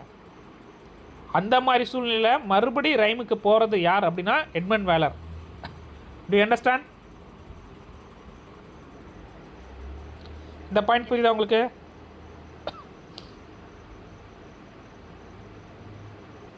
Yes or no? Yes, sir. Yes, sir. He first made writing easily an art. இவர் தான் வந்து ஃபஸ்ட்டு என்ன பண்ணுறாரு, ரைட்டிங்கை ஒரு ஆர்ட்டாக மாற்றுறாரு. First showed us how to conclude the sense most commonly in distress, which in it was of those before him, runs on for so many lands together, with the reader in out of breath to overtake it. இவர் தான் என்ன பண்ணுறாருன்னா, ஒரு லைனை வந்து எப்படி stop பண்ணோம், சின்ன சின்ன லைனாக எப்படி எழுதணும் அப்படிங்கிறத எட்மண்ட் வேலர் தான் வந்து ஃபஸ்ட்டு இன்ட்ரோடியூஸ் பண்ணுறாரு. அதுக்கு முன்னாடி வந்து லேண்ட் வந்து பெருசாக போயிட்டே இருக்கும். ஸோ மெனி லேண்ட்ஸ், ஒரு சிங்கிள் ஸ்டேட்மெண்ட் வந்து ஒரு ஐடியா வந்து கன்க்ளூடே ஆகாமல் போய்கிட்டே இருக்கும். நம்ம சொல்லுவோம் லாங் வைண்டிங் சென்டென்சஸ்னு. யாரோட சென்டென்ஸ் அப்படி சொல்லுவாங்க? Long winding sentences. Indian writing இங்கிலீஷில் ஒரு ரைட்டரோட சென்டென்ஸ் அப்படி சொல்லுவாங்க. போயிட்டே இருக்கும், ஒரு பேராகிராஃப் கூட ஒரு சென்டென்ஸ் போய்கிட்டே இருக்கும். ஜவஹர்லால் நேருவோட சென்டென்ஸ் அப்படி சொல்லுவாங்க. ஜவஹர்லால் நேருவோட சென்டென்ஸ் வந்து ஃபுல் ஸ்டாப்பே வைக்காமல் எழுதிக்கிட்டே இருப்பார் ஒரே சென்டென்ஸை. ஈவன் அண்ணா கூட அப்படி தான் எழுதுவார், நம்ம சிஎன் அண்ணாதுரை. அந்த மாதிரி என்ன பண்ணுறாங்க, இங்கிலீஷ் போய்ட்ஸ் எல்லாமே போய்ட்ரியில் ஒரு சிங்கிள் லைனை ஸ்டாப் பண்ணாமல் சின்ன சின்ன லைனாக எழுதாமல் ஸ்பென்சர் அவங்களாம் வந்து பெரிய லைனாக எழுதிக்கிட்டே இருக்காங்களாம். அதை வந்து ரீஷேப் பண்ணி ஃபஸ்ட்டு சின்னதாக மாற்றினது யார்? Edmund Waller. This reshaping of the heroic couplet is Waller's. Yes சொல்லுங்கள். someone interrupted. This reshaping of the heroic couplet is No, sir. Yes, this reshaping of the heroic couplet is Wallace's principal claim to distinction. He brought into the use the kind of heroic couplet which we know as the classic or the closed form, in which the rule is that instead of the sentences being allowed to flow on from couplet to couplet indefinitely, it should habitually close with the end of the second line. இவர் தான் வந்து ஒரு classic couplet ஃபார்மை கொண்டு வர்றாரு. இவர் எழுதுகிற அந்த லைன் வந்து ஹீராய்க் கப்லெட் தான். சாசர் யூஸ் பண்ண அதே ஹீராய்க் கப்லெட் தான் இவர் யூஸ் பண்ணுறாரு. பட் இவரோட ஹீராய்க் கப்லெட்டுக்கும் சாசர் ஹீராய்க் கப்லெட் என்ன டிஃப்ரென்ஸா, சாசரோட ஹீராய்க் கப்லெட் அந்த ஐடியா வந்து அடுத்தடுத்த கப்லெட் போயிட்டே இருக்கும். ஒரு சிங்கிள் ஐடியா வந்து அடுத்தடுத்த கப்லெட் போயிட்டே இருக்கும். எட்மண்ட் வேலரை பொறுத்த வரைக்கும் ஒரு கப்லெட்னா அது ஒரு சென்டென்ஸ், அதோட அங்கே ஃபுல் ஸ்டாப் வச்சிடணும். அடுத்த கப்லெட் வந்து அடுத்த சென்டென்ஸ், அடுத்த கப்லெட் வந்து அடுத்த சென்டென்ஸ், அந்த ஐடியா அதோடு முடிச்சிடணும். கண்டினியூ ஆகி போய்கிட்டே இருக்கக்கூடாது. இதான் வந்து எட்மண்ட் வேலர் அவர் பண்ண ரிஃபார்ம். To you understand? இதை வந்து சிம்பிளாக சொல்லிவிட்டு எக்ஸாம் வந்து கன்ஃபியூஸ் பண்ணுற மாதிரி கொஸ்டின் கேட்கலாம். ஒரு கிளாசிக்கல் ஃபார்ம் ஹீராய்க் கப்லெட்டில் ஒரு கிளாசிக்கல் ஃபார்மை கொண்டு வந்தது எட்மண்ட் வேலர். என்ன மாதிரி செஞ்சா, a couplet should, the idea of a sentence should end with a second line. அந்த கப்லெட்டில் இருக்க ஐடியா வந்து என்ன பண்ணோம், அந்த கம்ப்ளெட்டோட முடிச்சிடுறோம். அடுத்த கப்லெட் வந்து புது சென்டென்ஸை உருவாகும். The metrical pause and the rhetorical pause thus coming together. Metrical பாஸ்னா ரெட்டாரிக்கல் பாஸ். மெட்ரிக்கல் பாஸுங்கிறது அந்த கப்லெட்டோட எண்டிங், ரெட்டாரிக்கல் பாஸுங்கிறது அந்த ஐடியாவோட எண்டிங். இது ரெண்டும் ஒன்றா வரணும். ஒரு கப்லெட் முடியும் போதே அந்த கப்லெட்டில் என்ன சொல்கிறோமோ அந்த ஐடியாவும் முடிச்சிடுறோம். அடுத்த கப்லெட்டில் புது ஐடியா நம்ம கொடுக்கணும். அப்படிங்கிறத ஃபஸ்ட்டு இன்ட்ரடியூஸ் பண்ணது யார்? Edmund Waller. Yes, Edmund Waller. Yes. Dryden, who as will be assured, writes extravagantly in Wallace's praise, is wrong in supposing that this closed couplet was actually the poet's invention. It had been used from time to time by many early writers. Dryden என்ன சொல்கிறாரு, அவரோட வேலரை பற்றி அவரோட ரைட்டிங்கில் வேலர் தான் அதை first introduce பண்ணார் அப்படிங்கிறாரு.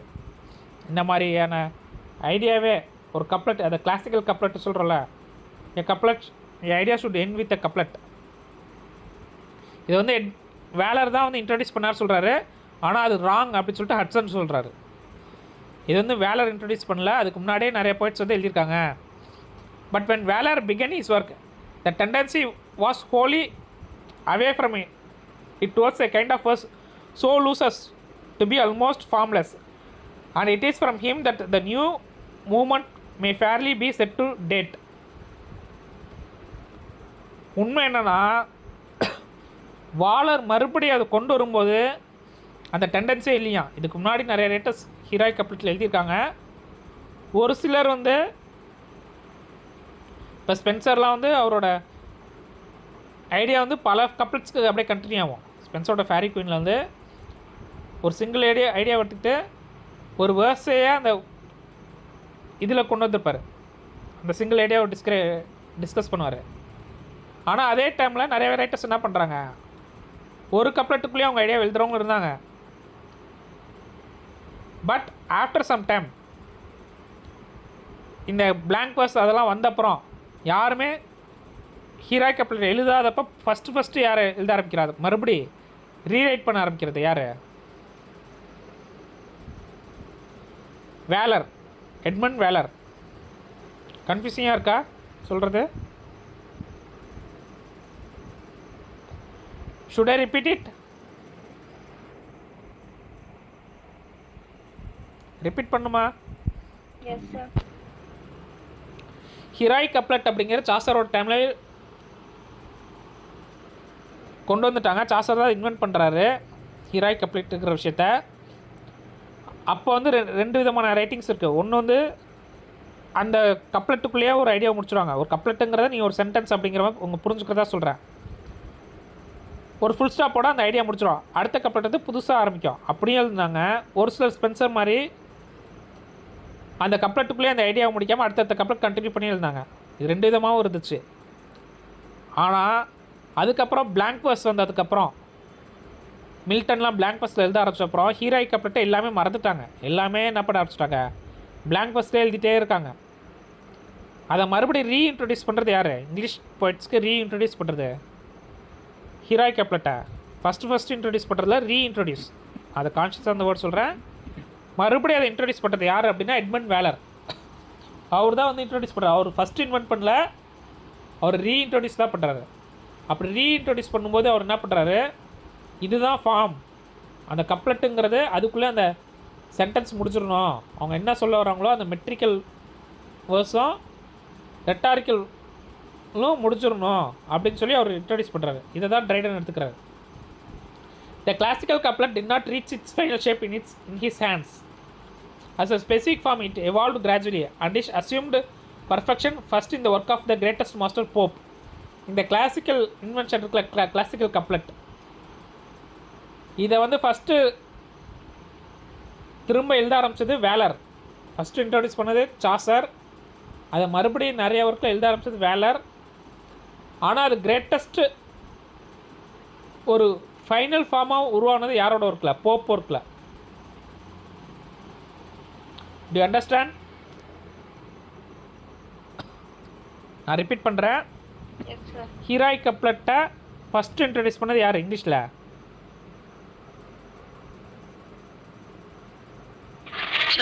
Chaucer. எந்த ஒர்க்கில்? ஹீராயிக் கப்லெட்டை எந்த ஒர்க்கில் இன்ட்ரடியூஸ் பண்ணுறாரு? Legend of Good Woman. Yes, Legend of Good உமனில் சாசர் ஹீராயிக் கப்லெட்டை இன்ட்ரடியூஸ் பண்ணுறாரு. அதுக்கப்புறம் அதை நிறைய பேர் எழுதுகிறாங்க. தென் ஒரு குறிப்பிட்ட டைமுக்கு அப்புறம்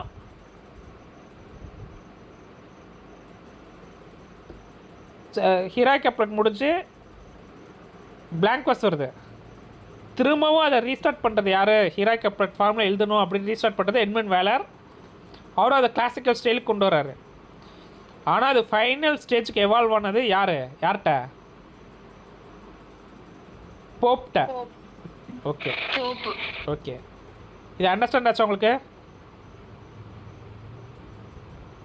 S sir. Yes sir. Yes sir. First Chaucer introduce பண்ணுறாரு, எட்மண்ட் வேலர் அதை கண்டினியூ பண்ணுறாரு, போப்பு தான் அதை ஃபைனல் ஃபார்ம் கொடுக்குறாரு. பிளாங்க் வர்ஸ்க்கு இதே மாதிரி நம்ம சொல்லலாம். ஃபஸ்ட்டு இன்ட்ரடியூஸ் பண்ணது Surrey, earl of Surrey. Blank வர்ஸை ஃபஸ்ட்டு இன்ட்ரடியூஸ் பண்ணது ஏல் ஆஃப் சரே. அப்புறம் அது அதிகமாக யூஸ் பண்ண ஆரம்பிச்சது டாக்டர் கிறிஸ்டோஃபர் மார்லோ பிளேயில் வந்து யூஸ் பண்ண ஆரம்பிக்கிறாரு. அது போயட்ரி ஃபார்மில் அதிகமாக யூஸ் பண்ணது வந்து யார்? மில்டன். போயட்ரி ஃபார்மில் அதிகமாக யூஸ் பண்ணது யார்? மில்டன். ஆனால் இப்போ நடத்துமா நான் ஒரே ஒரு சின்ன மிஸ்டேக் பண்ணிட்டேன். அது என்ன யாருமே கவனிக்கல. என்ன mistake?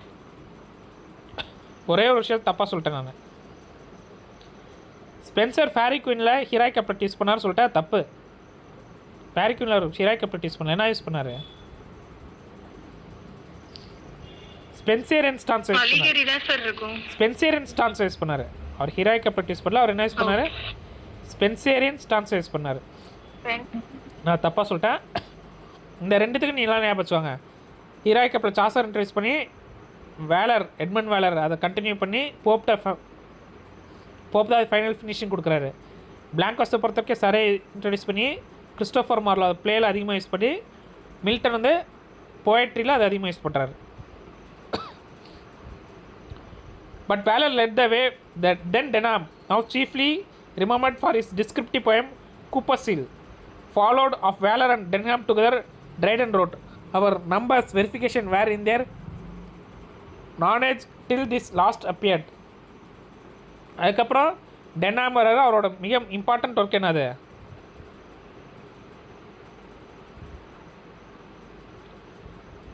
டென்ஹாமோட important work Cooper's Hill. அது என்ன மாதிரியான போயம்? என்ன genre? Cooper's Hill descriptive poem. Yes, descriptive poem. இன்னொரு ஜானர் இருக்குது, டோப்போகிராஃபிக்கல் போயம். கூப்பர்ஸ் ஹில் அப்படிங்கிறது இது கேட்க வாய்ப்பு இருக்குது. நிறைய எக்ஸாமில் கேட்டுக்கிறேன், அதனால தான் சொல்கிறேன். நம்ம புக்கில் கொடுக்கல. டோப்போகிராஃபிக்கல் போயம் கூப்பர்ஸ் ஹில் அப்படிங்கிற என்ன போயம்?